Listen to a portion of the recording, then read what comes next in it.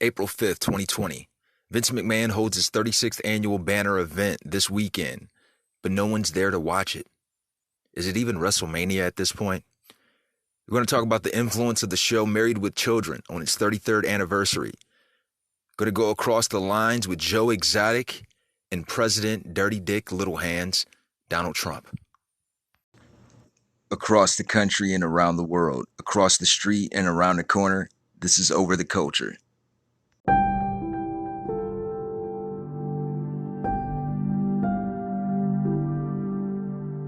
Day 13 of quarantine. What the fuck was Snuffleupagus? A mastodon? Elephant? Hippopotamus? Was he straight? Was he gay?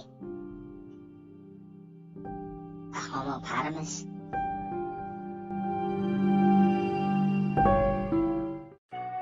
This is Over the Culture podcast, where you get to hear my spin on things I like music, sports entertainment, movies, TV shows, and your mom.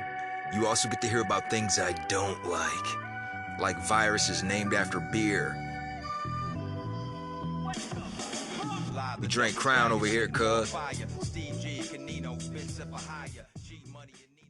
What's up, everybody? I am your bastard of ceremonies, the one gig kid, Alex Treblack, Pat Stay Black, Luke Fly Talker, Reefer Sutherland, Sir Blunt Smokington, the most interesting blurred in podcasting, the social distancing consultant, Steve G. And this is Over the Culture. Let's rock.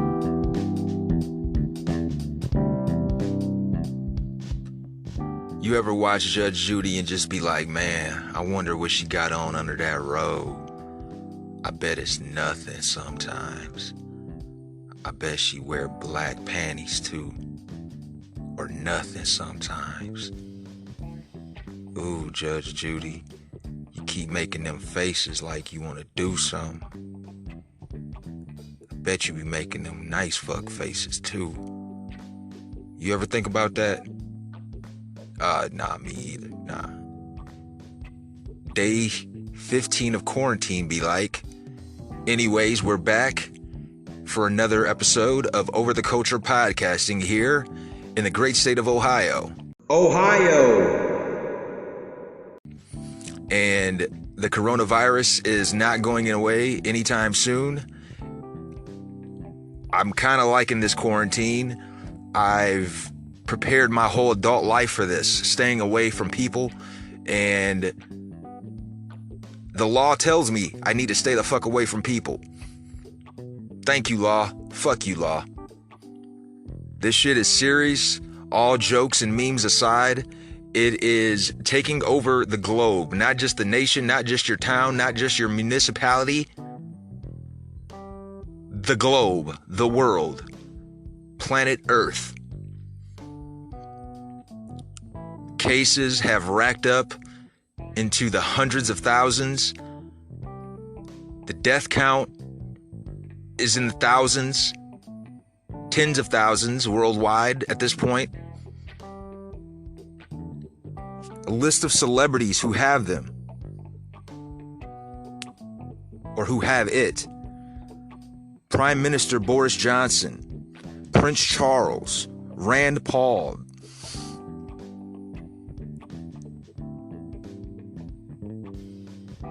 Tom Hanks and Rita Wilson, Idris Elba, Rachel Matthews, Charlotte Lawrence, Daniel Day Kim, Colton Underwood, Andy Cohen, Debbie Mazar, David Bryan, Placido Domingo, Slim Thug, Jackson Brown, Laura Bell Bundy, Terrence McNally, Mark Bloom, the rapper Scarface, Doris Burke, Adam Schlesinger, Wallace Roney, Brian Stokes Mitchell, Ellis Marsalis Jr., Rest in Paradise, Ali Wentworth, YNW Melly, Sarah Bareilles, Julie Bennett, Christopher Cross, Pink, Marianne Faithfull, Rudy Gobert, Donovan Mitchell, Christian Wood, Kevin BDB Durant, Sean Payton, Marcus Smart, Jason Collins, Patrick McEnroe, James Dolan, Harvey Weinstein, Jeff Shell.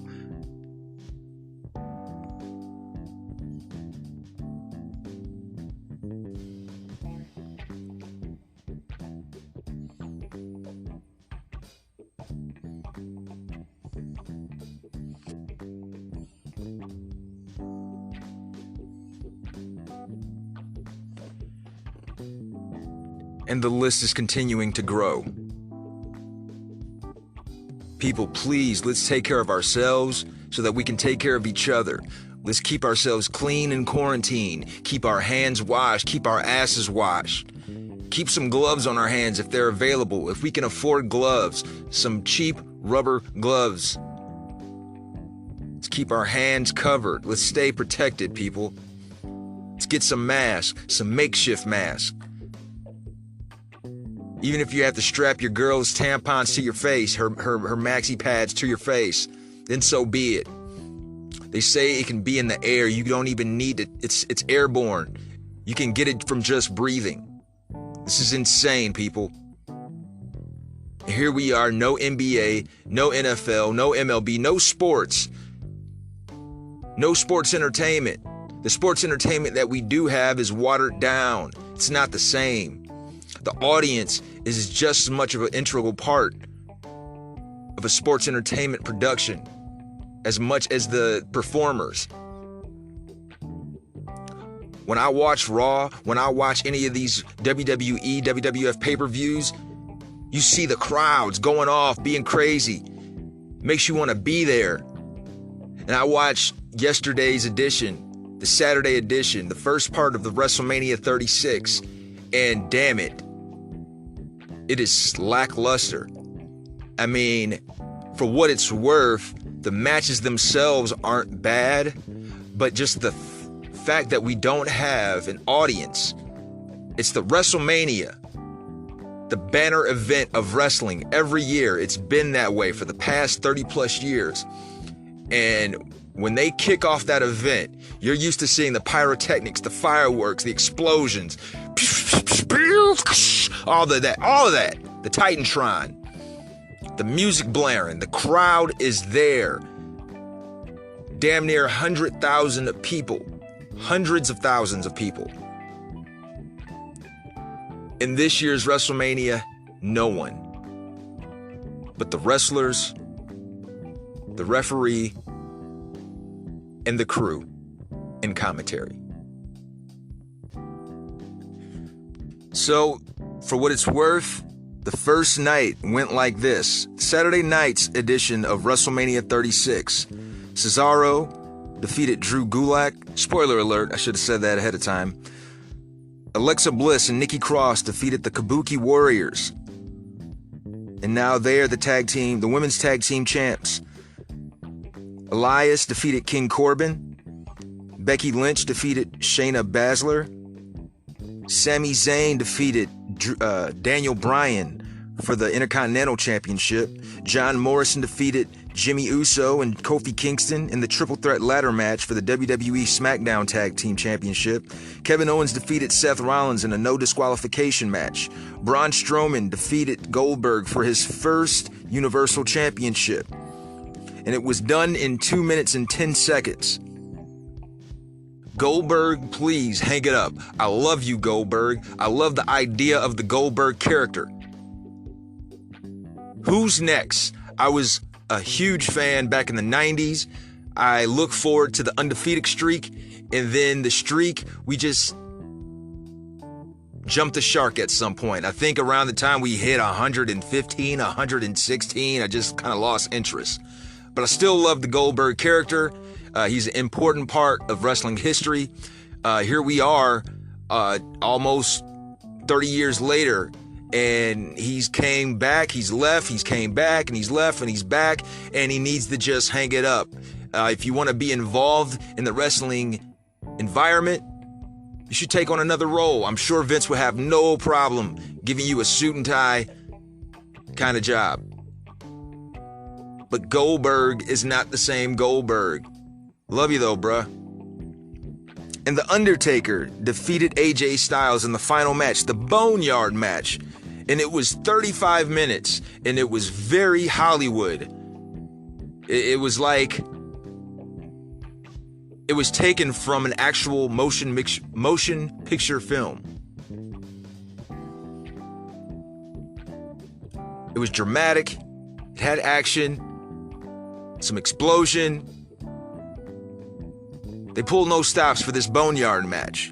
And Undertaker defeated AJ Styles. Even though AJ Styles had the assistance of Luke Gallows and Carl Anderson, he defeated him in 35 minutes. So that was yesterday's events. Today, on Sunday's edition of WrestleMania 36, we're going to have Liv Morgan versus Natalya, Rhea Ripley versus Charlotte Flair, Brock Lesnar versus Drew McIntyre for the WWE Championship, John Cena versus The Fiend Bray Wyatt in a Firefly Funhouse match, Bayley versus Lacey Evans versus Naomi versus Sasha Banks versus Tamina in a fatal 5-way elimination match for the WWE SmackDown Women's Championship, The Street Profits, Angelo Dawkins and Montez Ford versus Austin Theory, and Angel Garza for the WWE Raw Tag Team Championship, Aleister Black versus Bobby Lashley, Edge versus Randy Orton in a last man standing match, and Otis versus Dolph Ziggler. So we're halfway into this event. We still have a full list of activities tonight for WrestleMania, and I'm not going to throw it out the window just yet, because like I said, for what it's worth, the matches themselves weren't bad. Got to give the props where it's due. Got to give the performers their credit for putting on the show, even though they do rely on the audience. The audience is a huge part of these events, especially an event like WrestleMania, where you're expecting the applause, where you're expecting the uproar. Performers feed off of that energy, and the fact that it's not there, and I always give the performers their just due, just for being sports entertainers. These guys and girls put their bodies on the line, their lives in jeopardy sometimes to entertain us. And with everything going on, we're dealing with a pandemic, a worldwide issue here. And the show must go on, damn it. And here they are. And as a lifelong wrestling fan, I appreciate you, as well as millions of others. We appreciate you, Seth Rollins, Brock Lesnar, Bray Wyatt, John Cena, Daniel Bryan, Samoa Joe. Thank you guys. I want to talk about my favorite WrestleMania moments. I watched it religiously in the WWF days, from WrestleMania 1 all the way until WrestleMania, let's say 11. Then I kind of dropped off. WrestleMania 11, the main event was Bam Bam Bigelow versus Lawrence Taylor. And my grandmother got that pay-per-view for me. I invited the homies over and we watched it. And Lawrence Taylor held it down. He defeated Bam Bam Bigelow in the main event of WrestleMania. And it wasn't the greatest WrestleMania. I wouldn't say it was the worst. I loved WrestleMania 3. Everyone remembers it for Andre the Giant versus Hulk Hogan. The Unstoppable Force versus the Immovable Object. Hogan, the body slam heard around the world on Andre the Giant to defend his World Heavyweight Championship. That was a great WrestleMania. I also loved, and arguably the greatest match ever was on this card, Ricky the Dragon Steamboat versus Macho Man Randy Savage for the Intercontinental Championship. And it had a lot of turns, had a lot of quick flips. It told a nice story. It might be my second favorite match of all time, behind the Hell in a Cell and King of the Ring with Undertaker and Mankind. But WrestleMania 3 was a classic event. I also loved WrestleMania 6. The Ultimate Warrior, the Intercontinental Champion against Hulk Hogan in the main event with the World Heavyweight Championship. The Intercontinental Champion versus the World Heavyweight Champion. And the Toronto Skydome, 1990. And the Ultimate Warrior ended up winning that. It was a landmark event. It was the first WrestleMania held outside the United States. That following year, WrestleMania 7, it was a very Gulf War themed event. This was the time when we were dealing with Saudi Arabia, and Sergeant Slaughter became a Iraqi sympathizer, a Saudi sympathizer, and he took the belt from the Ultimate Warrior that previous Royal Rumble, that year's Royal Rumble in 91, and he was going up against Hulk Hogan.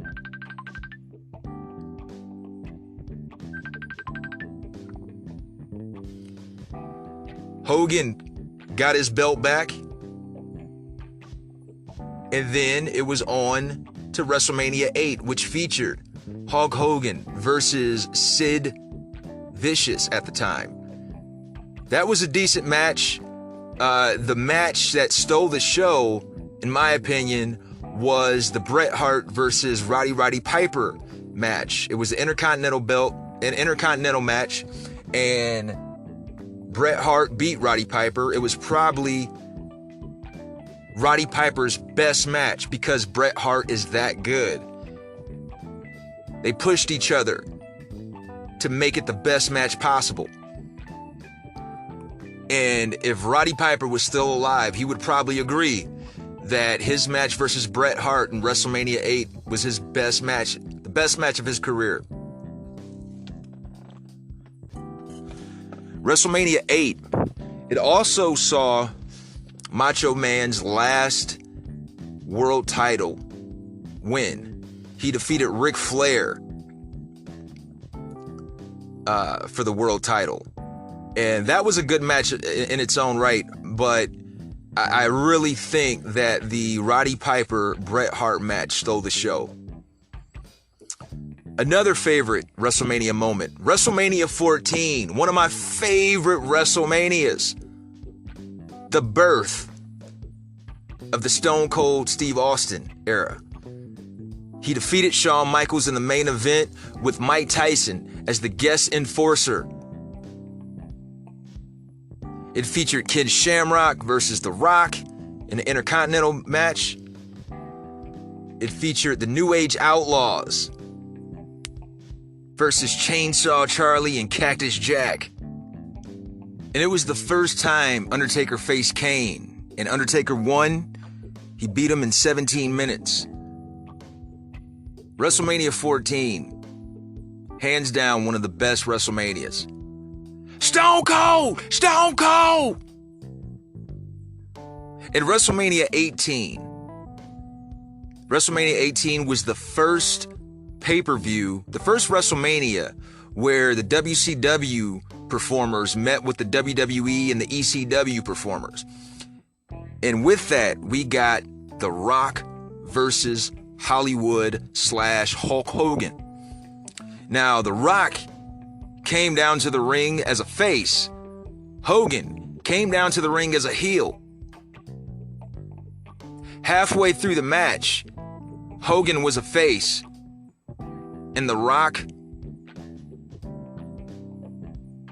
he was still a face, but the fact that all the marks were screaming for Hogan to come back as Hulk and not Hollywood, I think that really outshone everything.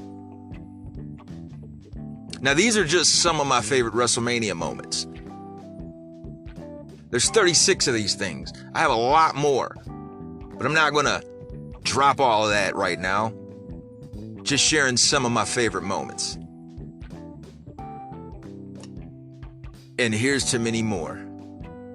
The show must go on, damn it.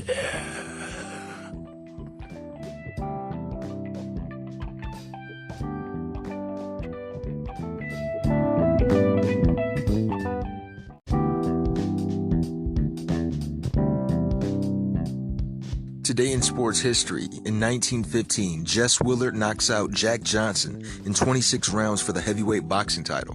In 1925, Babe Ruth collapses in North Carolina due to an ulcer. In 1934, baseball superstar Babe Ruth agrees to do 3 15-minute broadcasts a week over NBC for a fee of $39,000 for 13 weeks, $4,000 more than his New York Yankees playing contract.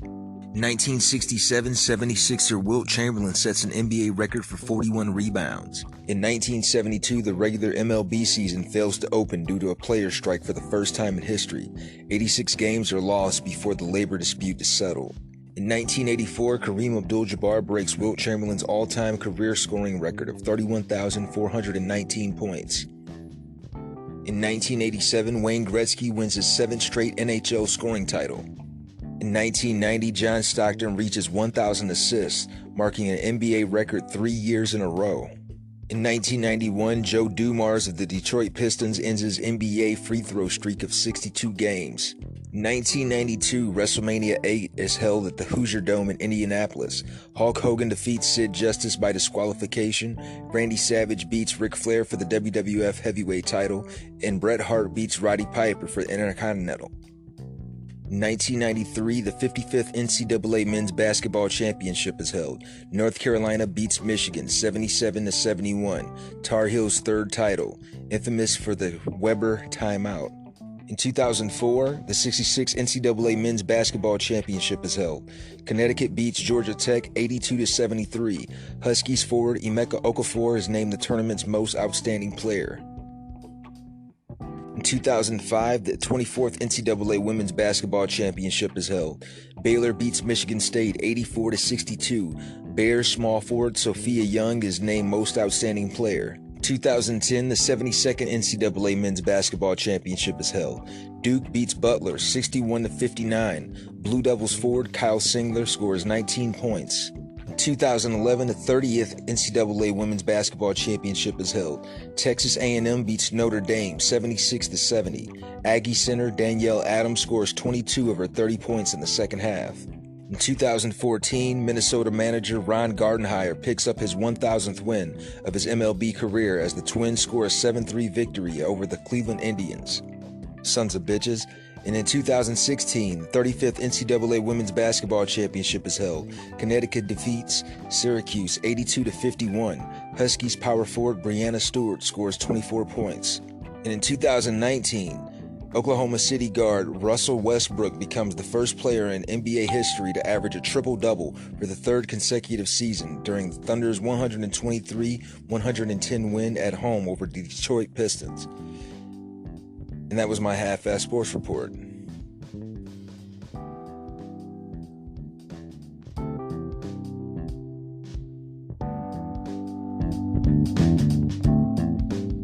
Oh, yes! The one with the gun and the icy stare. The one with the scalp of his ex-wife's hair. Psycho Dad! Psycho Dad! Psycho Dad! He's a darn good pa, but he hates the law. Sure, Reno to eat it raw. Psycho Dad!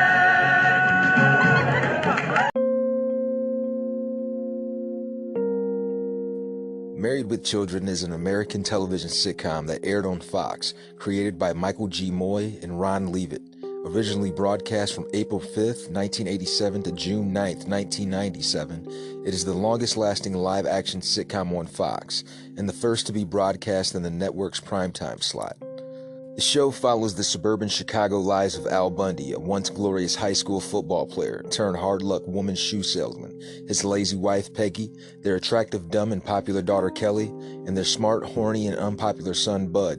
Their neighbors are the upwardly mobile Steve Rhodes and his wife Marcy, who later gets remarried to Jefferson Darcy, a white-collar criminal who becomes her trophy husband and Al's sidekick. Most storylines involve Al's schemes being foiled by his own cartoonish dimwit and bad luck. The series comprises 259 episodes and 11 seasons. Its theme song is Love and Marriage by Sammy Cahn and Jimmy Van Heusen, performed by Frank Sinatra from the 1955 television production Our Town. The first 2 seasons of the series were videotaped at ABC Television Center in Hollywood. From season 3 to season 8, the show was taped at Sunset Gower Studios in Hollywood, and the remaining 3 seasons were taped at Sony Picture Studios in Culver City. The series was produced by Embassy Communications during its first season and half of its second season, and the remaining seasons by ELP Communications under the studio Columbia Pictures Television. Some fun facts about Married with Children. The show was created by Norman Lear alums. Married co-creator Michael G. Moyle began his TV career at age 23 on Lear's Good Times, writing 9 episodes during the show's last 2 seasons. He went on to write for Sanford & Son, starring Redd Foxx, and to write, produce Jeffersons from 1979 until 1984. He and co-creator Ron Leavitt developed Silver Spoons in 1982 and created its spin-off It's Your Move in 1984. The latter co-starred David Garrison, whom they would later cast on Married with Children. The co-creator's wife suggested Katie Sagal as Peg. In the fall of 1985, Mary Tyler Moore returned to series television with Mary, a sitcom set in Chicago newsroom. Katie Sagal played a nasty reporter who chain-smoked and complained all day. Ron Leavitt's wife saw her, co-creator Moy told the Archive of American Television. She had the cigarette in her mouth all the time, and we thought she would work as Peg. There was a different Kelly and Bud in the pilot. 2 different actors were originally cast as the Bundy kids. Kelly was first played by brunette Tina Kaspari, who had worked with Leavitt and Moy on Silver Spoons. Bud was played by blonde-haired Hunter Carson, the son of actress Karen Black. Carson was almost 2 years younger than Faustino, while Kaspari was nearly a year older than Applegate. The pilot was reshot with Faustino and Applegate and aired on April 5, 1987. Ed O'Neill was the last lead actor to be hired. We were supposed to tape in 2 weeks, and we still did not have an Al Bundy, said Moy, who had seen hundreds of actors for the role. The very first thing O'Neill did when he auditioned was stand in front of the front door of the Bundy house and sighed before he even said a word. That sigh is what got Ed O'Neill the part. Moy added that the network wanted someone better known but this guy, as far as I was concerned, was this character. Ed O'Neill based Al Bundy on his uncle. Most of the guys that read for it were doing it like Jackie Gleason on The Honeymooners, yelling and mad, O'Neill said on The Rich Eisen Show in 2016. O'Neill based his concept for Al on his real-life uncle. My uncle was resigned that life was going to be bad, O'Neill said. He added that then Fox chairman and CEO Barry Diller loved Seagal as Peggy, but thought they could do a hell of a lot better than O'Neill for Al. Married with Children wasn't available nationwide at launch. When the Fox network launched primetime programming, the so-called Fourth Network was not yet available in many cities, including O'Neill's hometown of Youngstown, Ohio. A lot of the country didn't get the show, he said. When I would go home to visit, they would say, "How are you doing? What are you up to?" Even with the challenges of a startup network, Married with Children overperformed. Ratings for the network were minuscule, Moy said, but of all the shows, we had the best. The show was controversial from the start. The powers that be at Fox at the time hated the show, Moy said. This was not the kind of show that they wanted to be the flagship. In season 3, the show was hit with the headline-grabbing boycott by anti-obscenity activist Terry Raccolta. While the protest briefly spooked some of the advertisers and increased Fox's use of the censorship powers, it ultimately brought in far more viewers than it scared off. Viewership doubled that season, and the show jumped from a dismal 116th in the ratings to 48th. In season 5, we meet Al's friend Charlie Verlucci and his handsome but dim son Vinny. 3 shows later, in honor of the series' 100th episode, the Verducci's got a backdoor pilot for what became the show's only spinoff, at least so far. Created by Leavitt and Arthur Silver, Top of the Heap debuted a week later, co-starring Rita Moreno and Joey Lauren Adams, who had also appeared on Married with Children. It was canceled after 6 episodes, but revived a year later as Vinny and Bobby, which was also canceled just as quickly. Also, Married with Children never won an Emmy. More than 30 years after its debut, Married remains one of the longest-running shows in network history to never win an Emmy. Shockingly, none of the actors were even nominated, and O'Neill and Seagal are still without Emmys today, though he's been nominated 3 times for Modern Family. Amanda Bierce, who played Marcy, became a director. She made her directorial debut in season 6 and went on to helm 30 more episodes over the next 5 seasons. Since then, she's directed episodes of Mad TV, Reba, and Dharma and Greg. She also directed 2 episodes of Christina Applegate's series Jessie. Married with Children is one of my favorite shows of all time. It's a very monumental show. I feel like it changed the landscape of how family sitcoms are narrated. And before Married with Children, it was very tongue-in-cheek. It was very Brady Bunch. It was very Ozzie and Harriet, My Three Sons, very Dick Van Dyke. And I love some of those shows. I Love Lucy.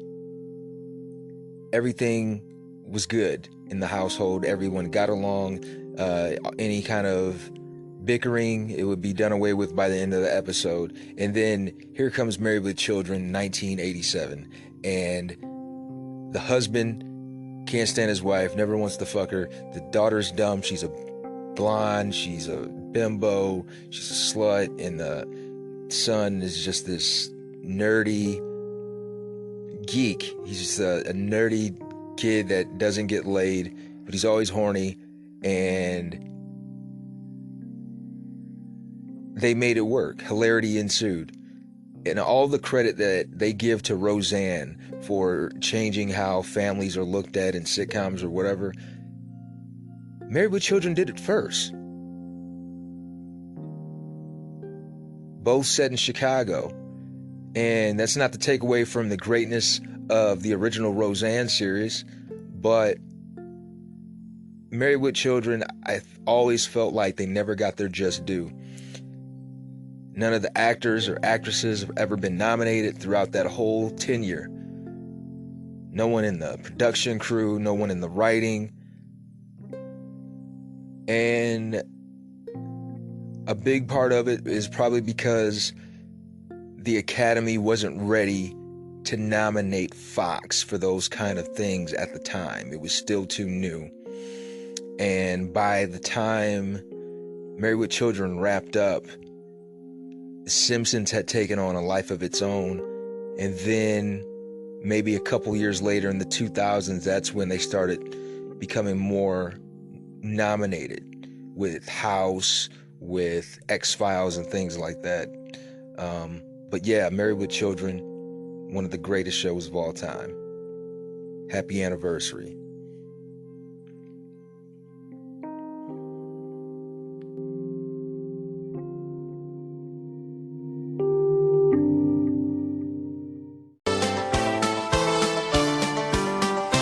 No man, there comes a time in each man's life when he ought to say no man, no man, no man. There comes a time in each man's life when he's got to say no man. When we come back, we're going to go across the lines with the Tiger King, Joe Exotic, and Dingleberry Trump. We'll be back after these messages.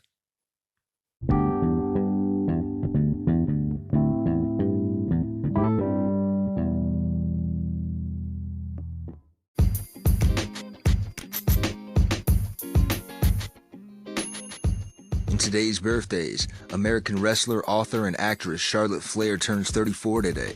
American basketball player Matt Bonnert turns 40. American basketball player Steven Jackson is 42. American actor Sterling K. Brown is 44. American basketball player and coach Shammond Williams is 45. American rapper and producer Juicy J is 45. Singer, songwriter, and rapper Pharrell Williams is 47 today. American wrestler and actor Diamond Dallas Page is 64. American general, politician, and the 65th United States Secretary of State Colin Powell is 83 today. American actor, director, producer, and screenwriter Roger Corman is 93.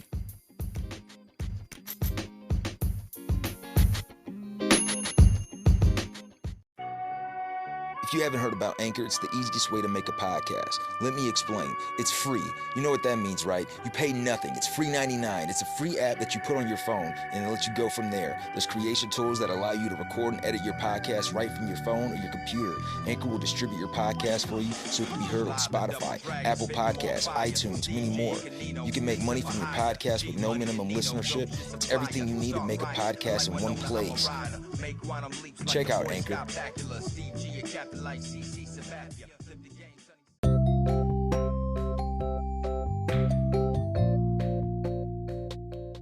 You got nothing to do this Sunday, come to my house. Quarantine House Party 2020. All day. It's gonna be some barbecue. Peanut and them gonna be out there with the grill.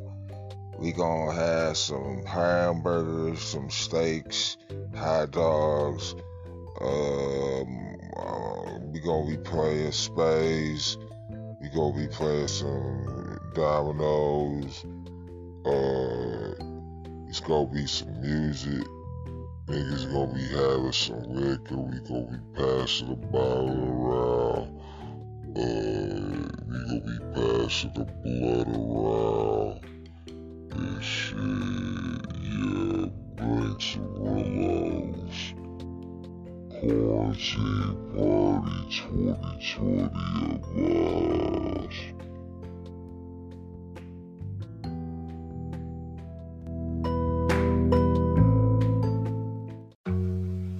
Mash mode, no breaks. Yeah. Grinding for a slice of pie. I'm trying to stack this cake. Okay. Whole time you by my side, but yet my eyes stay straight. And you just let me do my thing. Oh yeah, your knees gon' wait. But my wants was never paused, and you enforced that law. Right. Did me right despite the fact I did you wrong by far. I mean, I never would've made it with another lover. You the shit. I mean, the pad is in this mother. For real. I'm talking about a dream come true. Yeah. It seemed like we was lovey-dovey out the blue. Like out of nowhere, right? And you the realest deal. Cause the way you making me feel, you're making me feel like I could rule the world. Like I could rule the world. Like you were the only girl. Like I was the only man. And for you I'm thinking I can. I'm thinking I can love a little better. I could love a little better than I do. I'm thinking I could love a little better. Yeah, I could love a little better than I do. Oh, oh, oh, better than I do. Oh, oh, oh, better than I do. Oh, oh, oh, a little better than I do, baby. Listen. I don't see how you do it, cause if the shoe was on the other foot, I just say that you blew it. But yet and still, you know my love been in it from the start. And see, these days, it's hard to find a nigga with a heart. But it's a few, and you deserve the creme de la creme. Feeling like a queen without a country when you with him. And him should be me, Mr. Slim with the key. Unlock your soul, relax your mind, and let your conscience be free. Cause like I said, baby girl, you a dream come true. It seemed like we was lovey-dovey out the blue. Like out of nowhere, huh? And you the realest deal. Cause the way you making me feel, you're making me feel like I could rule the world. Like you were the only girl. Like I was the only man. And for you I'm thinking I can. I'm thinking I can. Thinking I could love a little better, you know. I could love a little better than I do. Love a little better. Yeah. I could love a little better than I do. Oh, oh, oh, better than I do. Oh, oh, oh, better than I do. Oh, oh, oh, a little better than I do, baby. Better than I do. Oh, oh, oh, love a little better. Better than I do.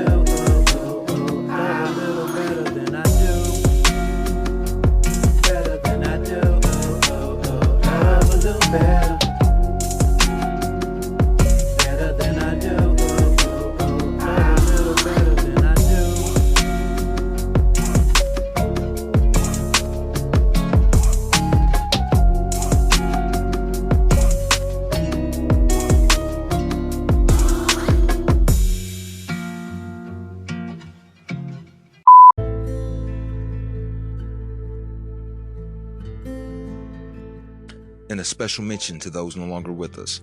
This past Wednesday, we lost Ellis Marcellus Jr. Born Ellis Louis Marcellus Jr. November 14, 1934, in New Orleans, Louisiana, he was an American jazz pianist and educator. Active since the late 1940s, Marcellus came to greater attention in the 1980s and 1990s as the patriarch of a musical family, with sons Branford and Winton also becoming notable musicians. Marcellus played saxophone during high school, but switched to piano while studying classical music at Dillard University, graduating in 1955. He later attended graduate school at Loyola University, New Orleans. In the 1950s and 1960s, he worked with Ed Blackwell, Cannonball Adderley, Nat Adderley, and Al Hurt. During the 1970s, he taught at the New Orleans Center for Creative Arts. His students have included Terrence Blanchard, Harry Connick Jr., Donald Harrison, Kent Jordan, Marlon Jordan, and Nicholas Payton. As a teacher, he encouraged his students to learn from history while also making discoveries in music on their own. "We don't teach jazz, we teach students," he once said about his ability to teach jazz improvisation. As a leading educator at the New Orleans Center for Creative Arts, the University of New Orleans, and Xavier University of Louisiana, Marcellus influenced the careers of countless musicians, as well as his 4 musician sons, Winton, Branford, Delfio, and Jason. Marcellus retired from UNO in 2001. In May 2007, Marcellus received honorary doctorate from Tulane University for his contributions to jazz and the musical education. On April 1st, 2020, Marcellus died at the age of 85 from pneumonia brought on by COVID-19, better known as the coronavirus. On that same day, we lost Adam Schlesinger. Born Adam Lyon Schlesinger on October 31st, 1967, in New York City, he was an American singer, songwriter, record producer, bassist, guitarist, keyboardist, and drummer. He won 3 Emmy Awards, a Grammy Award, and an ASCAP Pop Music Award, and was nominated for Academy, Tony, and Golden Globe Awards. He was a founding member of the bands Fountains of Wayne, Ivy, and Tinted Windows, and was a key songwriting contributor and producer for Brooklyn-based synth-pop duo Fever High. Schlesinger grew up in Manhattan and Montclair, New Jersey. His music has been featured in films such as Shallow Hal, Robots, There's Something About Mary, Me, Myself, and Irene, Josie and the Pussycats, Scary Movie, Art School Confidential, Fever Pitch, The Manchurian Candidate, Because of Winn-Dixie, Orange County, 2 Weeks Notice, and others. Schlesinger was nominated for an Academy Award and a Golden Globe Award in 1997 for writing the title track of the Tom Hanks directed film That Thing You Do, also contributing 2 other songs for the film. Fountains of Wayne was nominated for 2 Grammy Awards in 2003 for Best New Artist and Best Pop Performance by a Duo or a Group with vocals for Stacy's mom. Schlesinger received 2 Tony nominations in 2008 for Best Musical and Best Original Score for the musical Cry Baby. They also received a 2009 Emmy nomination for Outstanding Music and Lyrics for their song Much Worse Things, performed by Elvis Costello and Stephen Colbert on the television special and album A Colbert Christmas, The Greatest Gift of All. The album, co-written by Schlesinger and David Javerbaum and co-produced by Schlesinger and Stephen M. Gold, won the 2009 Grammy Award for Best Comedy Album. Schlesinger received a 2013 Daytime Emmy nomination for Outstanding Original Song for his Elmo the Musical theme for Sesame Street. He and Molly Boylan received a 2011 Daytime Emmy nomination for the song I Wonder from Sesame Street. Schlesinger received a 2012 Emmy Award for Outstanding Music and Lyrics for their song It's Not Just for Gays Anymore, performed by Neil Patrick Harris as the opening number for the 65th Tony Awards telecast, and a 2013 Emmy Award for Outstanding Music and Lyrics for their song If I Had Time, performed by Neil Patrick Harris as the closing number of the 66th Tony Awards telecast. Schlesinger received 2 2016 Emmy nominations for his work on the CW series Crazy Ex-Girlfriend, Outstanding Original Music and Lyrics for Settle For Me, co-written with Rachel Bloom and Jack Dolgen, and Outstanding Main Title Theme, co-written with Rachel Bloom. He received a 2017 Emmy nomination for Outstanding Original Music and Lyrics for We Tap That Ass, co-written with Rachel Bloom and Jack Dolgen from the CW series Crazy Ex-Girlfriend. He won the 2019 Emmy Award for Outstanding Original Music and Lyrics for Antidepressants Are So Not a Big Deal, and was nominated for Outstanding Original Main Title Theme Music for Meet Rebecca, Season 4 theme from Crazy Ex-Girlfriends.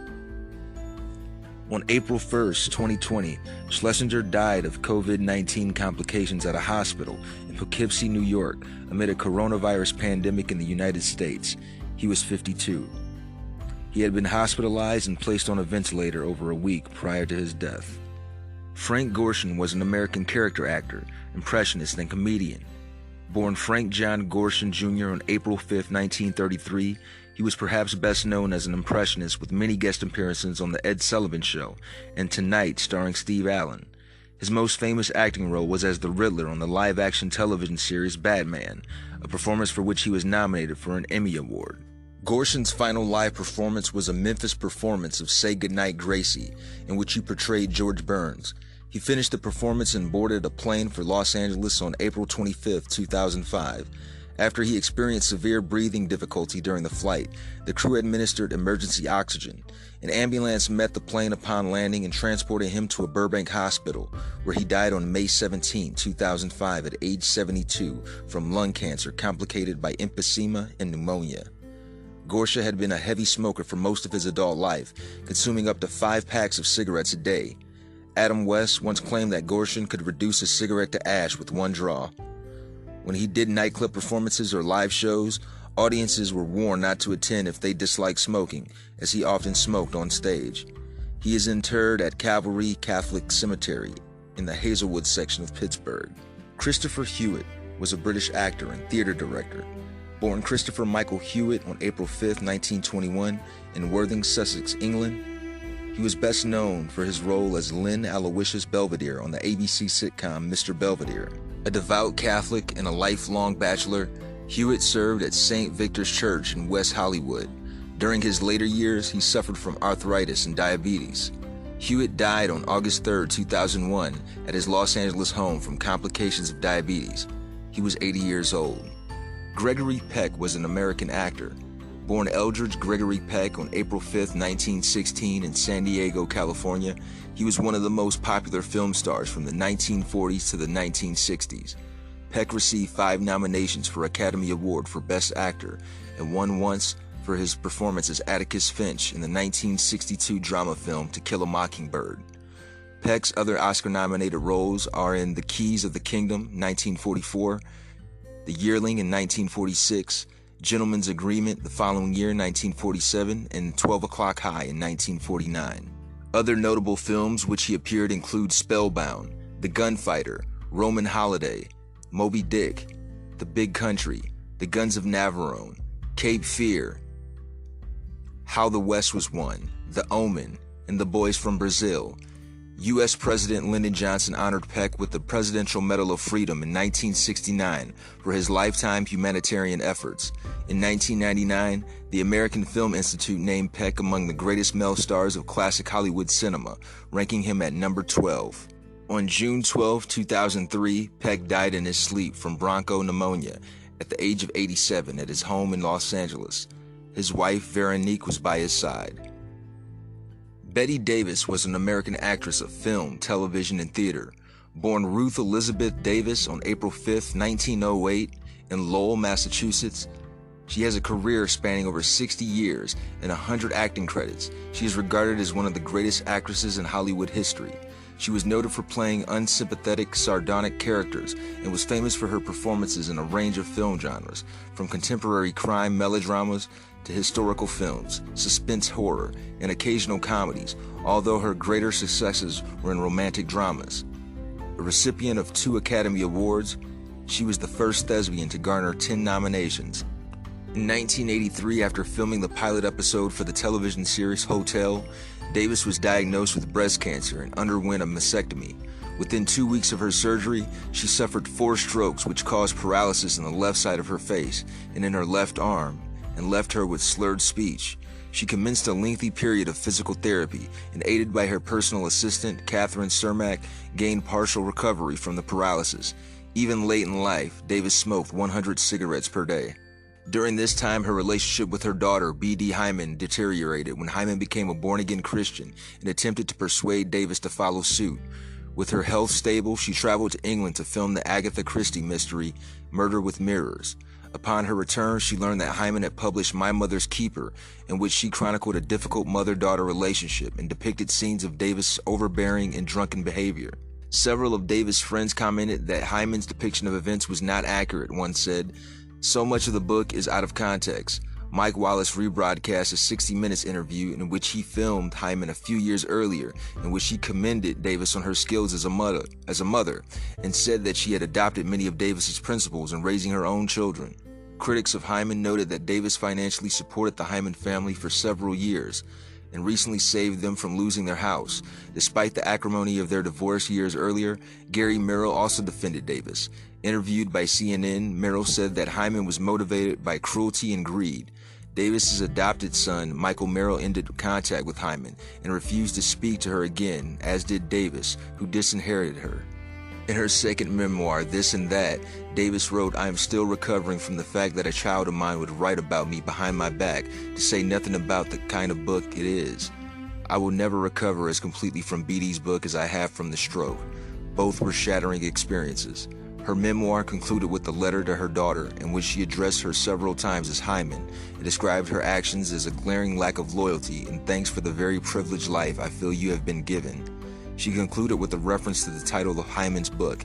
"If it refers to money, if my memory serves me right, I've been your keeper all these many years. I am continuing to do so, as my name has made your book about me a success." Davis appeared in the television film As Summers Die and in Lindsay Anderson's film The Whales of August, in which she played the blind sister of Lillian Gish. Though in poor health at the time, Davis memorized her own and everyone else's lines as she always had. The film earned good reviews, with one critic writing, "Betty crawls across the screen like a testy old hornet on a window pane, snarling, staggering, twitching, a symphony of misfired synapses." Davis became an honoree of the Kennedy Center Honors for her contribution to films in 1987. Her last performance was the title role in Larry Cohen's Wicked Stepmother in 1989. By this time, her health was failing, and after disagreements with Cohen, she walked off the set. The script was rewritten to place more emphasis on Barbara Carrera's character, and the reworked version was released after Davis's death. After abandoning Wicked Stepmother and with no further film offers, Davis appeared on several talk shows and was interviewed by Johnny Carson, Joan Rivers, Larry King, and David Letterman, discussing her career, but refusing to discuss her daughter. Her appearances were popular. Lindsay Anderson observed that the public enjoyed seeing her behaving so bitchy. "I always disliked that because she was encouraged to behave badly, and I'd always hear her described by that awful word, feisty." During 1988 and 1989, Davis was honored for her career achievements, receiving the Kennedy Center Honor, the Legion of Honor from France, the Campagne d'Italia from Italy, and the Film Society of Lincoln Center Lifetime Achievement Award. She appeared on British television in a special broadcast from the South Bank Center, discussing film and her career, and the other guests being the renowned Russian director, Andrei Tarkovsky. Davis collapsed during the American Cinema Awards in 1989 and later discovered that her cancer had returned. She recovered sufficiently to travel to Spain, where she was honored at a film festival, but during her visit, her health rapidly deteriorated. Too weak to make the long journey back to the U.S., she traveled to France, where she died on October 6, 1989, at 11:35 at the American Hospital in Neuilly-sur-Seine. Davis was 81 years old.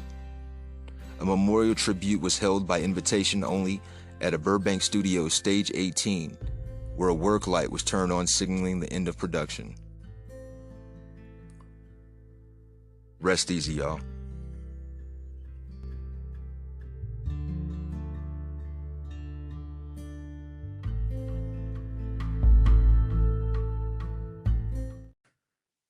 Joe Exotic was born Joseph Allen Schriebvogel on March 5, 1963, in Garden City, Kansas.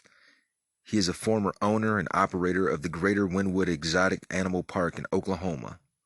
Exotic had claimed to be the most prolific breeder of tigers in the United States.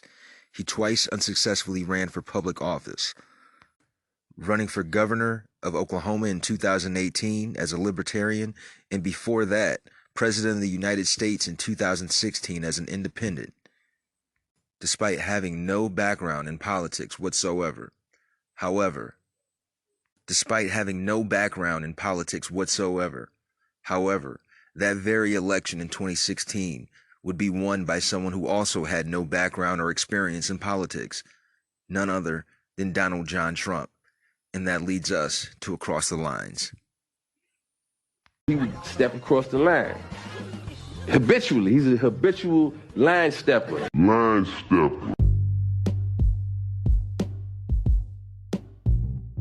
According to an article in The Guardian written by Adrian Horton, Tiger King, U.S. President, Trevor Noah explains how Joe Exotic and Trump are the same.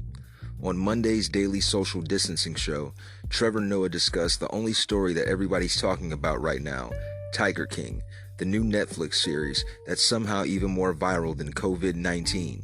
The 5-hour docuseries taking over conversations across America is the most fascinating show you've ever seen, said Noah. It exposes the sordid and loopy world of exotic animal breeding in America, while also answering the question, what would happen if meth smoked itself? After binging all 7 episodes this week, Noah emerged with a few realizations. 1, this is what happens when white people have no black friends, he said. And 2, Joe Exotic is not only one of the weirdest people you will ever meet in your life, he could also be President of the United States. Joe Exotic, the star of the series, has all of the character traits of a commander-in-chief, Noah explained, such as the fact that he makes everything about himself, and that, like Donald Trump, he's self-absorbed, he's disorganized, he's obsessed with conspiracy theories. But maybe the most presidential thing about Joe Exotic is that he loves portraying himself as an expert in his field, when the truth is, he has no idea what he's talking about. He's just winging it, which again should feel very familiar, Noah said before video of the president in a recent press conference attempting to sow confusion over what coronavirus is. So look, I know Joe Exotic is in prison right now, Noah concluded, but if he ever somehow manages to get out, I'm hoping that he becomes president of the United States. Because yes, he might be just as crazy as Trump, but at least if he's in the White House, we're gonna see tigers. In another article from The Decider, written by Claire Spellberg, Meghan McCain says Tiger King explains how Trump became president. Joe Exotic is a folk hero.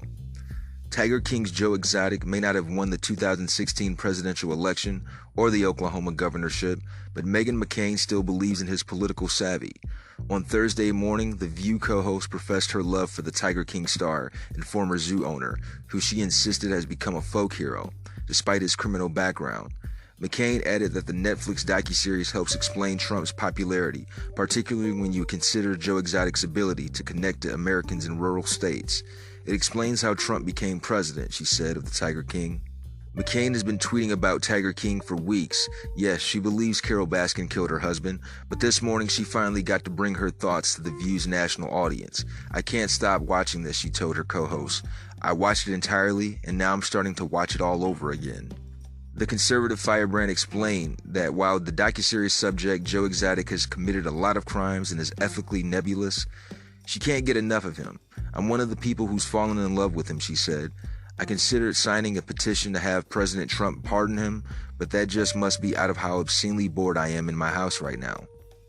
But according to McCain, Tiger King is much more than just a cure to isolation-induced boredom. Tiger King explains Trump very well, she said, adding that it showcases the demographic of people that voted him into office. It's easy to forget that, so much of this country is obviously in the middle and enjoy going to exotic tiger parks, no matter how disgusting it looks from the outside. Sounds about white. And that was Across the Lines.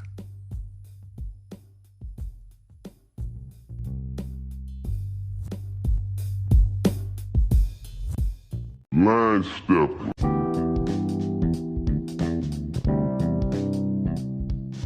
Today in entertainment history, in 1965, the 37th Academy Awards are held. My Fair Lady, Rex Harrison, and Julie Andrews are the winners.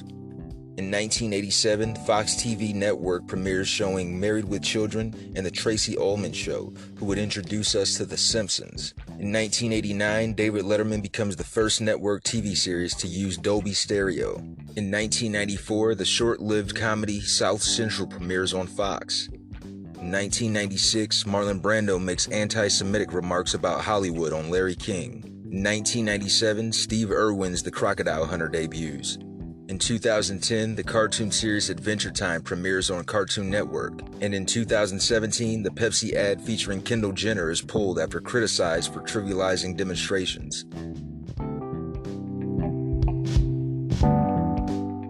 So that wraps up another edition of Over the Culture Podcast. Hope you enjoyed it. Let's stay home, but let's stay woke, people. Men lie, women lie, but numbers don't.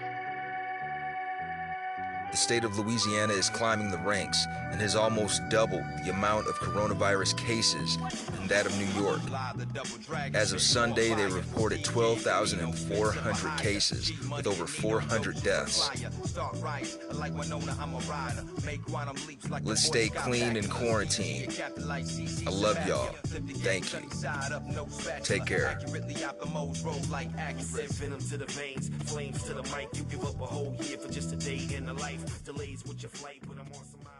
Ohio.